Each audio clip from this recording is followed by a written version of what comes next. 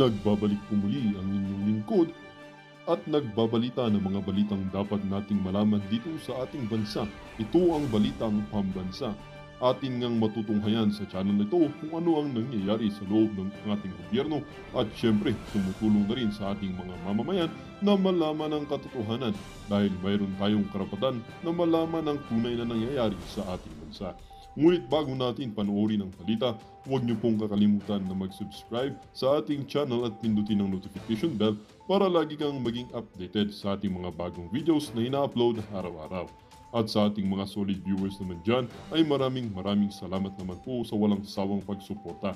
At syempre, huwag din pong kakalimutan mag-iwan ng like at i-share ang ating mga videos. At kung mayroon ka naman pang opinion, ang ating comment section ay bukas para sa inyong mga hinaing. Ito na nga mga kaibigan, ating panoorin ang buong video. Salamat po muli and God bless!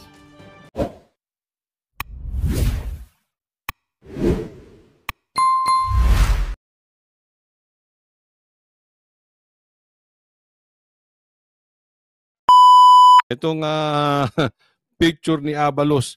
O, sa Facebook ni Abalos ko to nakuha. Okay? Kayo po, tatanungin ko kayo. Ha? Saan po nagkaparehas si Abalos at itong mamang nakapula? Oo. Ito ay nasa pamilyang Marcos. Okay? Sige. Ilagay nyo dyan, ha? Ilagay nyo sa comment section at sa susunod na vlog ko, babasahin ko yung mga komentaryo nyo. Yung unang mga 20 maglalagay dyan ng komentaryo. Oo. Na patungkol sa litratong ito. Babasahin natin sa susunod na vlog, ha? Okay? Ang tanong, ano ang pinagkaparehas nila? Saan sila magkamuka? Sige. Tanong ko sa inyo, ha? Okay? Sagutin nyo, ha? Sige, babasahin ko yan. Tungo naman tayo dito sa ating topic, yung speech ni PRRD. Pakinggan po natin at meron po akong gustong liwanagin dito, itong paghahamon ni PRRD at pagtawag niya ng ulol kay BBM. Ang sarap isigaw yan. Totoo. Duterte. Alam nyo sa mga rally yan, at pag kami naiimbitehang magsalita doon sa mga campaign ni Pastor Kibuloy, iyan talaga lagi namin sinisigaw, Duterte! Alam nyo, sa lahat ng kumakandidato ngayon sa senatorial balls, si Pastor Kibuloy ang pinakamalapit kay PRRD. Hindi niya iniwan si PRRD, ha? Hindi. Kaya nga siya nakakulong ngayon dahil hindi niya iniwan to si PRRD. Pero eto, sige, pag-usapan natin itong speech ni PRRD. Alam mo kung ako ang durugista, kung may gano'n ako. Alam mo, napanood ko ng buo yung speech ni PRRD. Kayo ba, napanood nyo yung buong speech ni BBM? Nakakatamad yung kay BBM, no? I'm sure, pati kayong mga bashers, talagang halos hirap na hirap kayong panuurin yung speech ni BBM. Si PRRD, hindi. Talagang hanggang huli, ang sarap pakinggan. Umamin kayo, mga bashers. Plastic nyo, di ba? Pati nga yung mga vloggers, sigurado, buhay na naman ang channel nila. Humina kasi channel ng mga team bangagers, bakit? Kasi alam mo na, mahinang nila lang yung kanilang amo. Di ba? So humina yung mga vlogs ng mga yon. Pero buhay na naman sila ngayon kasi pag-uusapan nila si PRRD, titirahin na naman si PRRD. Ganyan po ang Duterte. Pag nagsalita, balita. Pag si BBM nagsalita, kalat. At bakit sa utak ko, bakit hindi? Total, kasama ko naman sa presidente sa hit-hitan. So, yung baski yung mga pulis, pati military, medyo, sila? Because of the incongruity. Hindi magkasya Meron isang presidente na talagang bangag. Yun! Inulit muli, ha? Ito, malaman to sinabi niya. May isang presidente bangag. Okay? Coach Oli, bakit malaman? Dati niya nang sinabi. Tatandaan po natin, this is campaign period. At yung pagbanggit ni PRRD na ganyan, ay may ibig sabihin yan. Yan ay paghahamon. Indirectly, ulit, kay Marcos ng drug test. Hahamunin kita ng drug test, pati ang partido mo. Kaya nga ako ay even there, Tito Soto and Lacson. Di ba nagpa-drug test kayo noon? Nung tumakbo kayo ng 2022? Nagpa-drug test kayo, di ba? Bakit? Dahil gusto nyo sabihin kayo ay hindi adik at merong adik dyan na tumatakbo. Or sa tingin ninyo, mali ang tumatakbong presidente or kung sino mang politiko na adik. Kaya kayo nagpa-drug test, Tito Soto at Lacson. Bakit ngayon hindi kayo makapagpa-drug test? Baka ma-offend si Marcos? Diretsahan na po. Ako hindi naniniwalang adik kayo. Kaya lang kasi may mga, yan yung tanong ko kay kay Busita Ako naniniwala hindi ka adik. Kaya tinanong ko siya kung patungkol sa drug test, kung willing siya magpa-drug test. Sabi niya, yes. Sabi ni Busita, kahit 2 beses pa, bukas na Bakit? Yung iba kasi, hindi naman adik, takot magpa-drug test or hindi willing magpa-drug test. Bakit? Ma-o-offend si Marcos. Ma-o-offend si Tambaluslos. Di ba? Kaya ito, paghahamon itong binabanggit ni PRRD na ito, na drug test. Alam mo, may mga komentaryo ako nababasa, sabi ng mga trolls, mga walang utak talagang itong trolls na ito. Anong sabi nila? Bakit? Si PRRD nga, hinamon ng bukasan ng ng bangko, yung privacy law, isabit niya na pwede niyang willing siyang ipabuksan yung kanyang bangko. O bakit? Tinanggap ba niya hamon? Anong sagot ko? Oo, tinanggap niya hamon. Kaya lang, pag maghahamon ka, dapat 2 kayo. Sabi niyo, sige, bubuksan ko yung bangko ko. Lahat kayong Quadcom, buksan nyo rin ang bangko nyo. Di ba naduwag ang Quadcom? Pumayag ba sila? Eto si PRRD, ang hamon niyang yan, sabi niya, 2 tayo sa harap sa luneta, magpa-drug test tayong 2. Pero yung ngayon, mabigat yan. Ibig sabihin, Marcos, indirectly, maaring hindi niya dinediretso, pero ganyan ang ibig sabihin niyan sa aking palagay. This is campaign period. At ito ay sagot doon sa sinabi mong suka. Sinagot ka.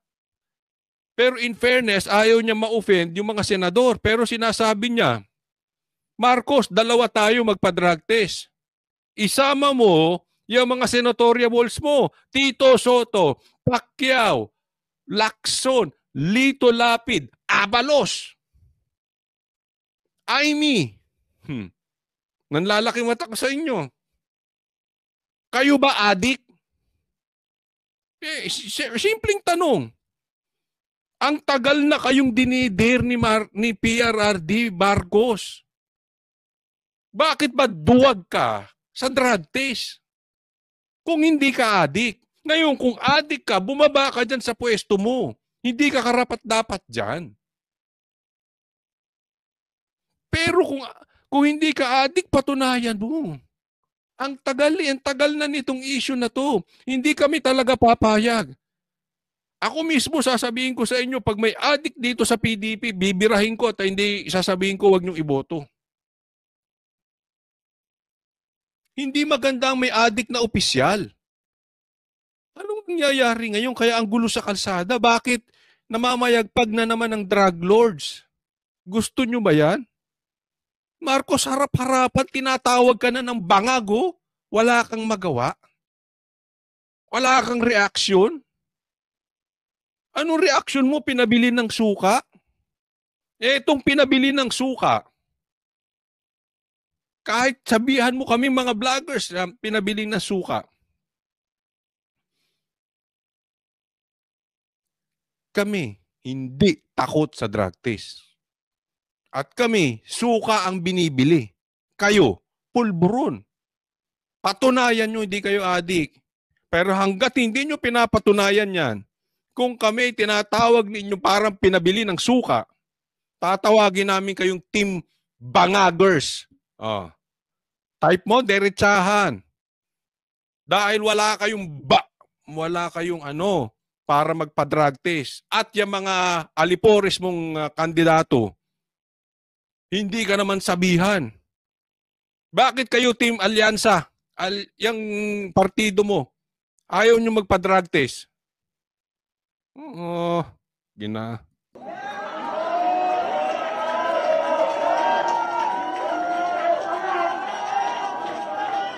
Hindi naman buang. Pero yung bisyo ng droga, long term yan. Maging ulol si Marcos. Tinawag ka ng ulol, tinawag ka pang bangag, wala ka namang magawa. Ayaw mong patunayan.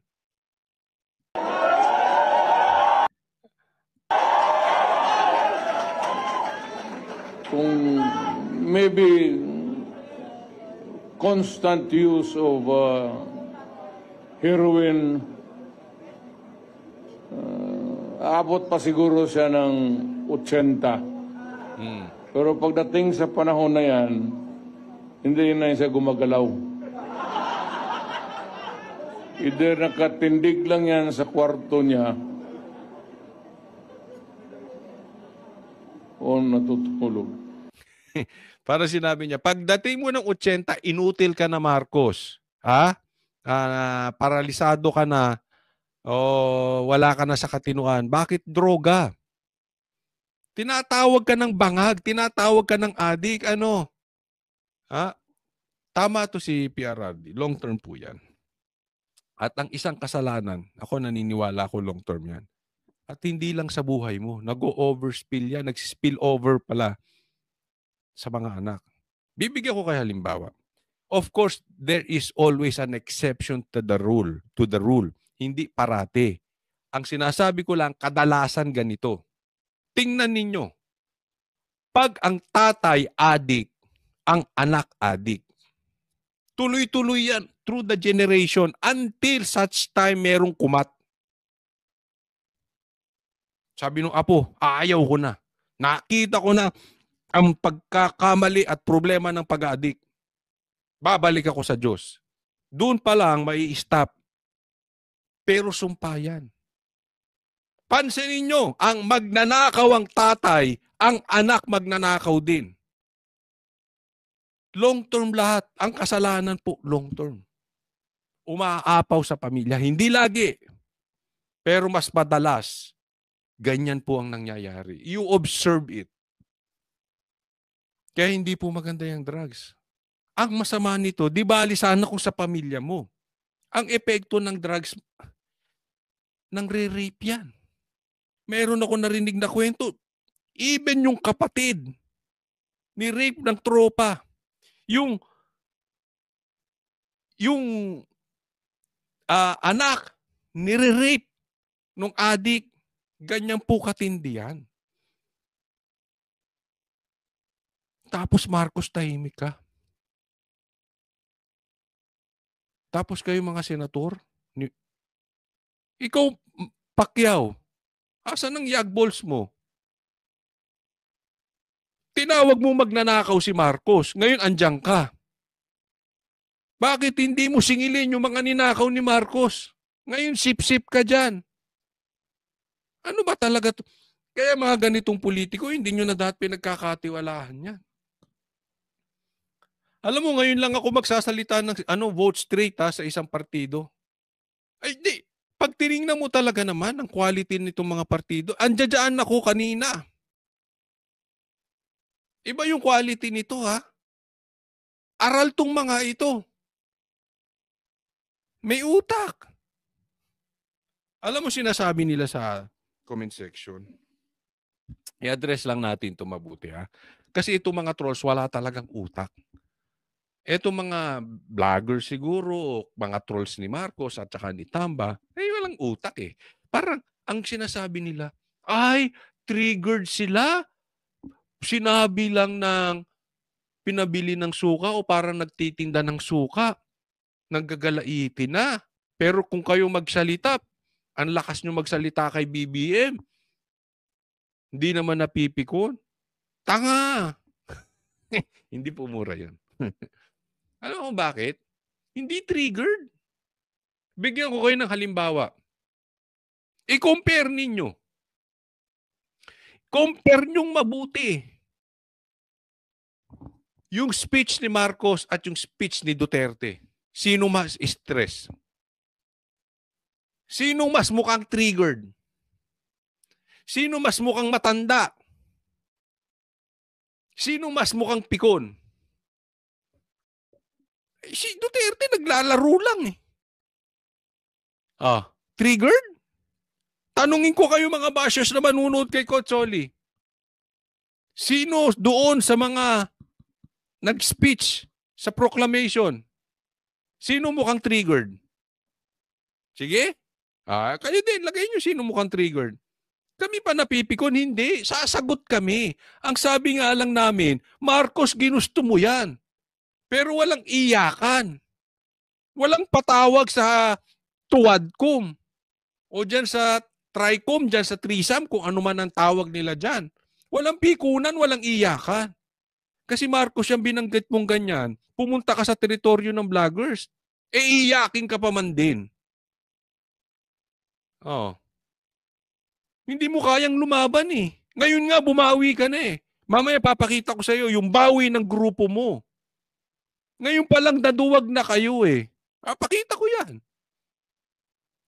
Pumunta ka dyan sa teritoryo ni PRRD asaran, hindi po kami napikon, hindi po kami triggered. Sabi ko nga, taka siya talaga.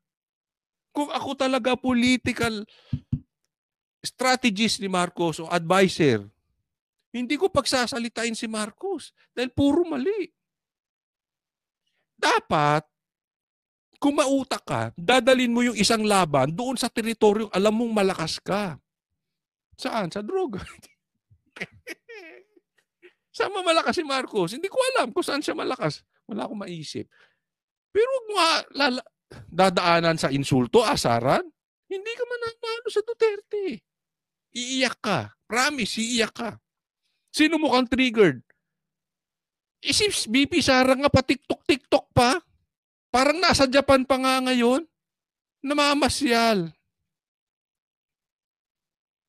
Si Marcos, nangingiwi na.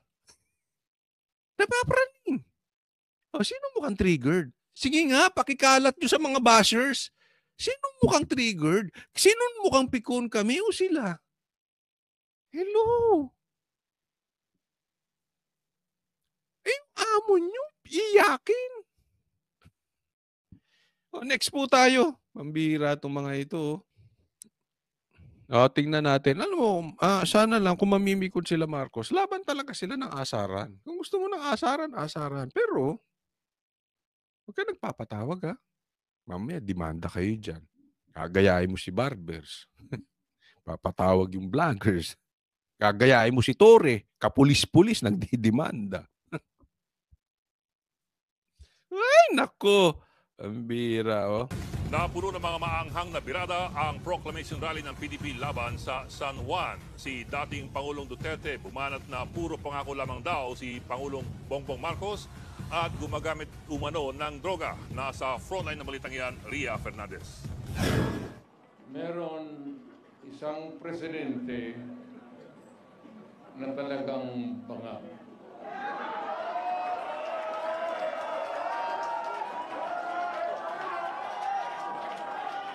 Hindi naman buang,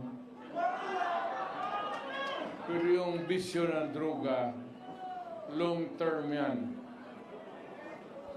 Maging si Marcos. Binanatan at muling tinawag na bangag ni former President Rodrigo Duterte si Pangulong Bongbong Marcos. Tinan mo ko sino mas relax ha. Apaka-relax dyan. Sa katunayan, tingnan nyo nung nagpapahype si Andrew E. ng tao. Mas na-hype pa ni Banat ba yung proclamation ni Pastor Kibuloy? Di ba? Hindi kami ako naniniwala ako, pinangahawakan ko mananalo PDP. Uulitin ko. Alam ni PRRD yung formula kung paano niya to ipapanalo. This man is not stupid. PRRD is not stupid. Kasi kung stupido to si PRRD, hindi ito pinagtutuunan ng pansin ni Marcos, ng mga makakaliwa, ng mga NPA, ng mga komunista, ng makabayan black, at ng mga dilaw. Matalino to si PRRD. Alam niya kung kailan niya ipapanalo. Kalma lang kayo. Baka bago matapos ang February, may mangyari. Sabi niya yan ng pangunahan niya ang proclamation rally ng PDP ngayong gabi sa Club Filipino sa San Juan. Maybe constant use of heroin, abot pa siguro siya ng 80. Pero pagdating sa panahon na yan, hindi na siya gumagalaw. Hindi nakatindig. Narinig niyo yung crowd? Sino mas mukhang pikon? Nakikita niyo magsalita. PRRD parang nagkukwento lang sa kanto eh. Lang yan sa kwarto niya. May patutsada rin si Digong sa anyay mabagal na aksyon ng Administrasyong Marcos sa mga mahal na bilihin. Pag nasa gobyerno ka, ikaw yung nagdadala, you cannot give promises. Panay na lang ang pangako mo. Ngayon, kung yung presyo ng bigas, yung presyo ng pagkain para sa Pilipino mas bababa ngayon. Hindi tinapos kasi dito ang sinasabi niya kasi, kung mas mababa ngayon, iboto niyo yung partido ni Marcos. Itong alyansa na duwag sa drug test. Alyansang duwag sa drug test. Diba? Yun ang iboto niyo. Kung tingin ninyo mababa ang presyo ng bilihin, sila ang iboto niyo. Yun yung in-explain, hindi lang pinatapos kanina eh. Diba? Kung sa tingin ninyo, kasi ganito yan, bakit po ibubuto yung mga datihan na hindi ka kontento sa nangyari? Diba? Alam mo yung sinabi ni Marcos na kaistupiduhan? Ito yung parang lang daw nagtitinda ng suka. Alam mo, tao sa tao, kung kukumpara natin bibigyan ko kayo ng analogy na parang NBA. Kung titingnan mo tao sa tao, mas malakas at mas magaling mag-basketball tong PDP kaysa doon sa alyansang takot sa drug test ni Marcos. Yun lang may pangalan. Ibig sabihin, kung bagat sa basketball, veterano na, pero mahina na. Ito yung mga bagong pasok pero malalakas pa. Kasi pag tiningnan mo, ano ba si Tito Soto? Really? Ano ba si Pacquiao? Hello? Ano ba si Aimee? Ano ba si Lito Lapid? Si Abalos, abogado, pero tingnan mo ang reasoning. Dito, puro abogado. Even Pastor Kibuloy na hindi abogado, graduate po at patalino si Pastor Kibuloy Kung makakausap nyo si Pastor Kibuloy, totoo yung sinabi ni PRRD that Pastor Kibuloy is bright. Hindi lang alam ng taong bayan, ang alam nila si Pastor Kibuloy matalino lang sa Bible. Hindi, matalino si Pastor Kibuloy. Matalino tong linya nila. Marcos, anong natapos mo para tawagin mo pagtitinda? So ibig sabihin, this is not about credentials. Marcos is talking about big names. Hindi yung kakayanan, hindi yung talino, kung hindi yung laki ng apelyido. Ganyan po, matapobre ang mga katulad ni Marcos na elitista, mga angat sa buhay, mga laki sa palasyo. Yung malalaking apelyido, mababa ang tingin dun sa maliliit na apelyido. Kahit na walang pangal, kahit na mas malaki at mas magaling at mas matalino. Pero tatandaan mo, Marcos, sino ang nagpalibing sa tatay mo? Duterte. Di ba? Aminin natin, bago naging presidente si Duterte, mas malaki ang pangalan Marcos kaysa Duterte. Sino ang naglagay sa'yo dyan bilang presidente? Kanino kayo nakiusap? Sa Duterte. Marcos, huwag kang papakaasa dahil dapat yan, natuto ka na eh. Yang taas mong yan, hindi mo na-realize. Ito, itatak mo sa utak mo. All kingdoms na masama, they will fall down. Sooner or later. Tingnan mo nangyari sa tatay mo. Superpower, di ba? Anong nangyari? Tinanggal kayo. Tinapong kayo sa Hawaii. Kaya huwag kang papakaasa. Masyado kang nagmamataas. Always remember this. Ang nagpapakataas ay binababaan ng Diyos at ang nagpapakumbaba ay tinataas ng Diyos. Promotion belongs to the Lord. Kung itataas at itataas ng Diyos ang PDP, wala kang magagawa. At kung ibababa ka at dadalhin ka sa Hawaii, wala kang magagawa. Kung gagawing presidente si BP Sara, wala kang magagawa. Kung gagawin si Sandro presidente, wala tayong magagawa. Gaya mo. Ayaw ka namin pero naging presidente ka. Bakit? Taloko mo si BP Sara. Pero huwag kang pakaasa dyan sa mga pinagsasabi mo. Masyado kang matapobre. Nagkamali ka dyan, hindi mo alam ang Pilipino. Doon sila nagkakaisa, doon sa mga inaapi. Yan ang gusto ng mga Pilipino. Kaya nga mabenta yung mga telenovela natin eh. Kasi yung mga inaapi ang namamayagpag. Maling-mali. Papatunayan ko, pati team mo, inamin, mali ka. Mali yung ginawa. Maling-mali yung sinabi nito, pinabili ng suka. Mali ka ron, Marcos. Katangahan yun. Sorry katangahan talaga yun. Ikaw talaga hindi ka nag-iisip. I'm really thinking, anong multivitamins ang tinitake mo? Parang sunog na utak mo eh. Hindi ko talaga maintindihan. Dahil nagsasalita ka ng ganyan. Nako. Kasama rin sa proclamation rally ang anak ni Digong na si Davao City Mayor Baste Duterte at Senador Robin Padilla. Bago yan, una nang binanatan kanina ng re-electionist na si Senador Bato de la Rosa ang sinabi ni Pangulong Bongbong Marcos na wala raw bahid ng dugo dahil sa Oplan 2.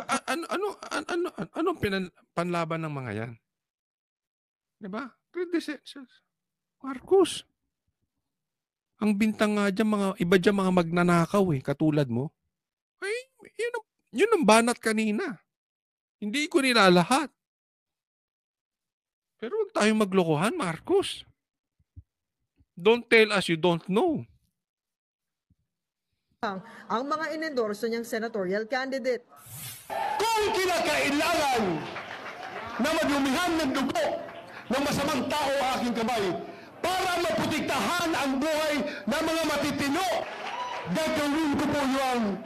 Dagdag pa ng senador, The mere fact that the knowledge that the President of the Republic of the Philippines ang tumitira, ibig sabihin, wala somebody.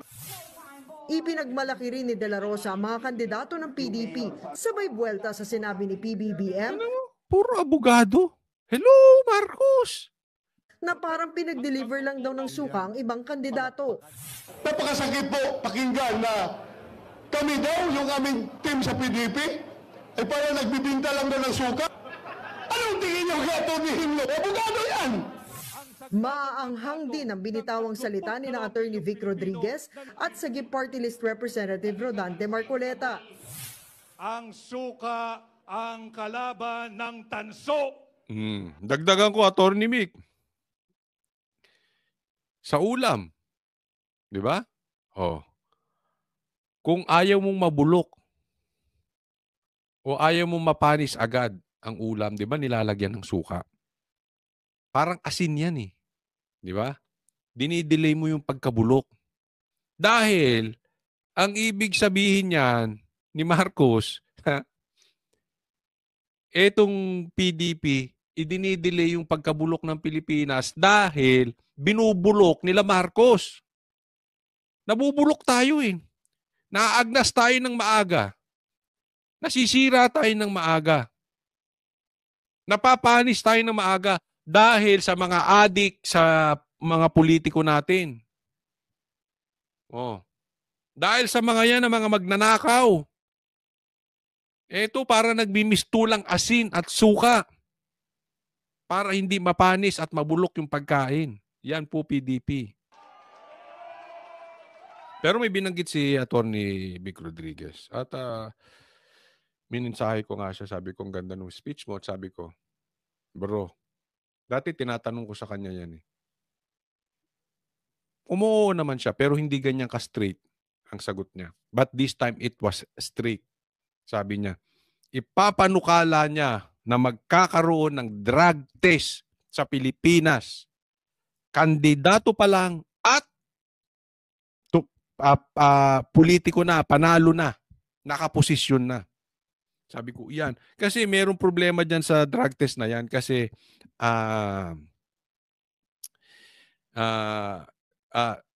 against self-incrimination po daw yan eh. Okay? Pero I'm sure, yung binanggit ni Attorney Vic na yan, sisingilin ko talaga sa kanya yan. Pag nanalo yan at hindi yan niya napatupad, sisingilin ko sa kanya yan. Trust me. Kasi yan ang advokasya ko yan. Galit ako talaga sa adik. Ang daming pinapatay dyan, daming ginagahasan yan. Tapos ilalagay mo pa sa pwesto. So I'm sure alam niya kung paano niya lulusutan yung self-incrimination. Alam niya kung paano magkakaroon ng batas na hindi malalabag yung constitutional rights ng self-incrimination. So pabor ako dyan at minensahe ko nga siya, sabi ko, full support ako dyan. Kung ano man, talagang promote natin yan. Ako talagang itutulak ko ang isang kandidato na magtutulak ng drug test sa lahat ng hanay ng mga opisyalis natin. Bago pa lang manalo, kandidato pa lang, at politiko na at nakaposisyon na. Ang suka ang kalaban ng pekeng ginto. May diploma ho ako at nakapagtapos ako ng kolehiyo. Abogado yan. Kasi 4 years ka mag-aaral ng college, pag graduate mo, doon ka pala mag-law school, 4 na taon ulit, tapos 1 year bar. So, malaki yan. Marcos, ako kailangan ko ng yaya. Ihanap mo nga ako ng abogado, nang mag-aalaga ng bahay ko at saka yung kotse. At mayroon akong pambili ng na abogado, Pambira to si Marcos. So, ikaw, Marcos, diretsahan na tayo. Wag na tayo magpaligoy-ligoy pa. Marcos, anong tinapos mo? Hindi yung binili mo sa recto yung diploma, Anong tinapos mo? Duwag ka nga sa Alam mo, kinestyon ko rin kay Attorney Vic yan. Duwag ka nga sa sa debate. Sa lakas ng loob mo ngayon magsabi-sabi ng pinabili na suka, nagtitinda ng suka. Sino ka? Of all people na magsasabi ng insultong ganyan coming from you? Talaga? Kung natapat ka ng debate nun kay Isko at saka kay Lacson, tapos ka. Alam natin kung bakit. Marcoleta! Galit ka, Kotson, hindi. Ngiti-ngiti ka naman para kasi Attorney Panelo, napakasuplado. Laging Hindi, gino-joke ko lang. Pero oo, kasi ganitong aura niyan. Di ba? Huwag mabigat ang mundo. Hindi. Boto niyo yan. Hindi, boto niyo. Hindi, ako, pabor ako sa kanya. Magaling na abogado, matalino, at matinong politiko. Mabigat lang ang mundo, kaya bihirang umiti. Attorney Panelo, parehas kayo. Kaya nga naglolokohan kami. Naglolokohan kami, sabi ko. Alam mo, gusto kong pagsamahin si Attorney Panelo at si Attorney Marcoleta sa isang kwarto. Tahimik siguro namin, puro busangot. Joke lang. Iboto nyo po si Marcoleta. Attorney Marcoleta. Napakataas ng pangunahing bilihin sa ating bansa. Yung hindi kumakain ng suka, hindi nila alam yun. Kaya pati yan, iniinsulto nila kay Marcoleta. Yung mga bobong trolls ni Marcos. Ay, si Marcoleta, kinakain daw ang suka. Pwede naman eh. Bakit? Di ba, hinahalo mo yung suka sa adobo. Tapos yung suka, pumapasok na dun sa manok. Nagugutom tuloy ako sa usapan natin, pambira. Di ba, may mga pagkain ganun, hinahalo mo suka. Ano bang gusto nyong gawin sa suka? Inumin. Bagay, may kaibigan akong ganun. Pag bumili ng balot, humihingi pa ng suka, tapos pagkain ng balot, iniinom yung suka. Pero pwede naman kainin ng suka kasi nakahalo na. Kayo naman, napaka-technical ninyo, mga trolls. Kung magbibigay naman kayo ng argumento, yung mataas-taas naman. Kinakain ba ang suka? Corny nyo, ha? Iniinsulto ka, Marcoleta, pagtatanggol kita. Para tapos mo, hindi, ano lang naman tayo, real talk. Pero sabi ko nga, suportahan natin to si Marcoleta. Kailangan natin ng mga ganitong politiko. Ang nakabimbing impeachment trial naman kay Vice President Sara Duterte ang binida ni Attorney J.V. Hinlo. Gusto niyo ba na ma-impeach si VP Sara? Ipanalo niyo ang mga senador natin this 2025. Alam mo, pahamak talaga to si Marcos. Sabi, andun kasi si kanina si Kong Alvarez, no? At na-interview namin siya. At sabi niya, wala daw galaw sa kamera, sa lower house, nang walang go signal, walang basbas ni Tamba at ng presidente. So, ibig sabihin, yung impeachment kay BP Sara,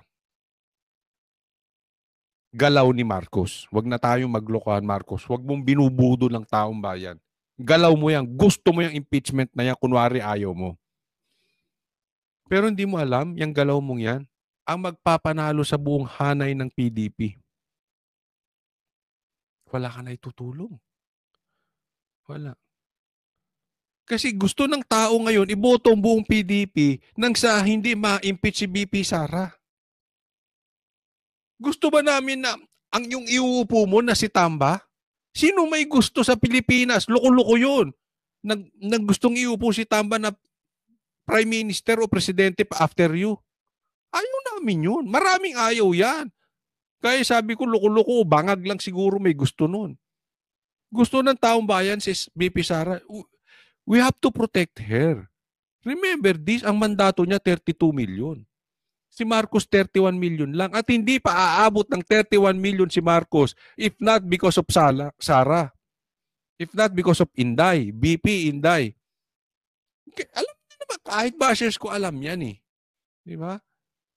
Anong sabi nila? Si Attorney Vic ata nagsabi nun. Ano sabi niya? Magnanakaw kayo. Magnanakaw kayo ng yaman. Pati ba naman posisyon ng Vice President nanakawin nyo pa?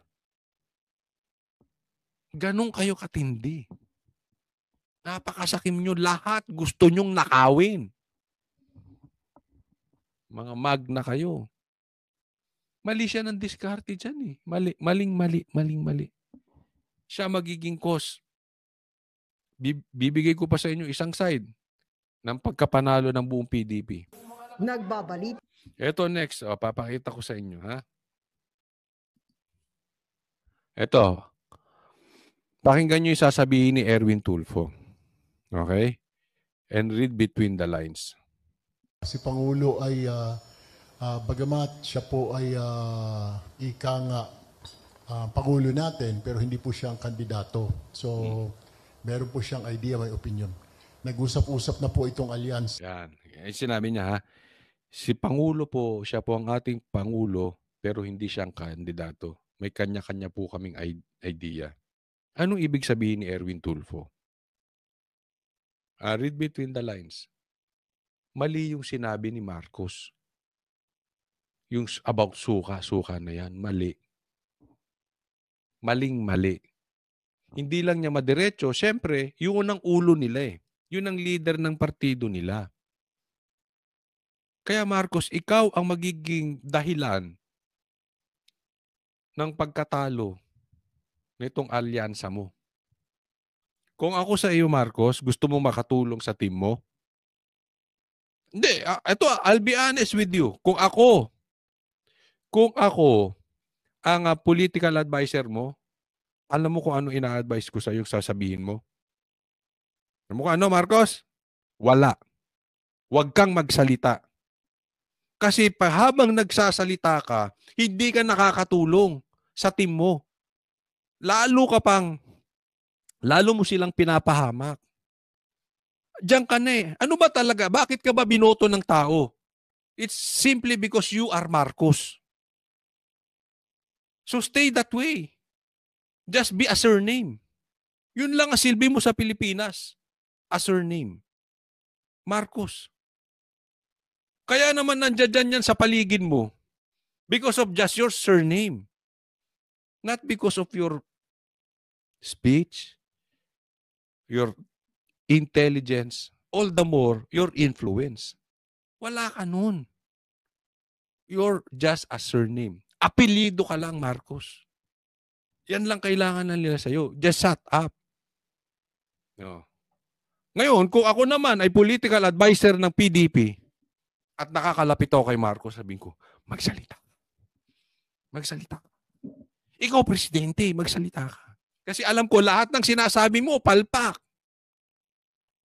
Diba? Alam mo kung ako nga kay Erwin Tulfo at saka kay Tito Soto, nag-independent na ako. Nasa top yan eh. Sa survey, nasa top yan. Bagamat di ako naniniwala sa survey, pero malakas, posibleng malakas talaga. Malakas talaga, Tulfo eh. I cannot understand, but I'm just talking about reality.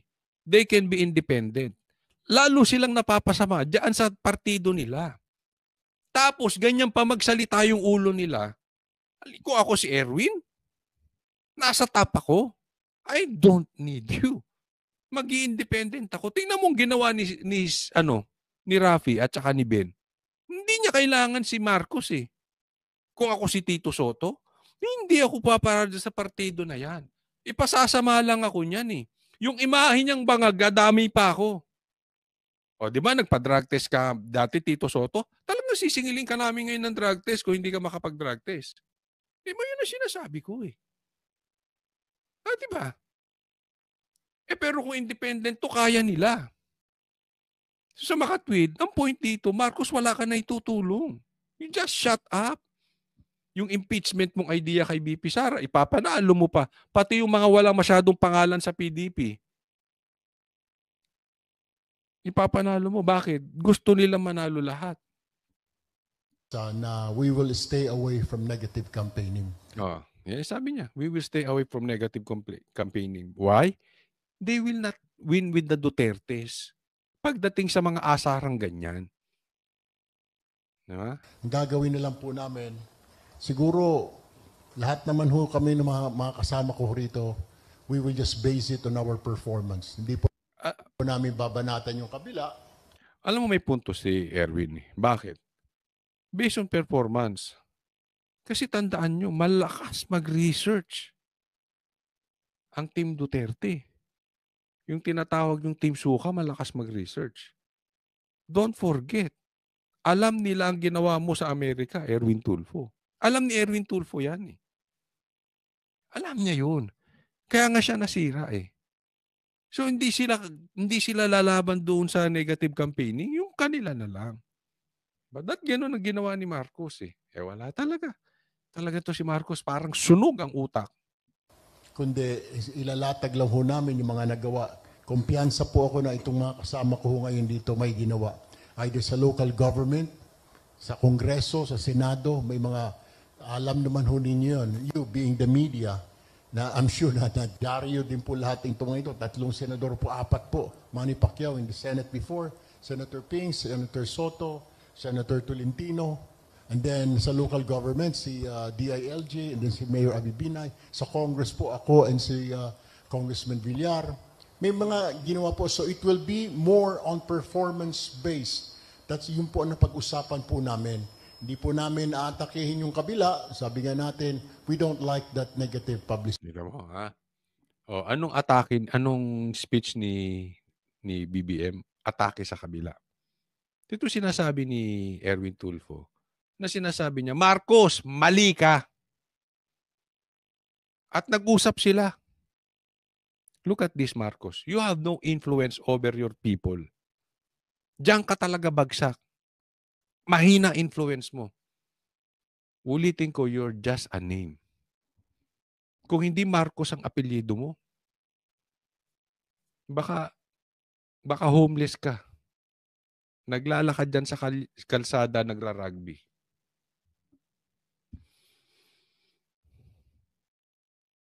You have no strength inside. Totoo naman eh. Yeah. Tino, pati tao mo. Di ba? Nilaglag ka dyan. Ito lang yung magalang na pag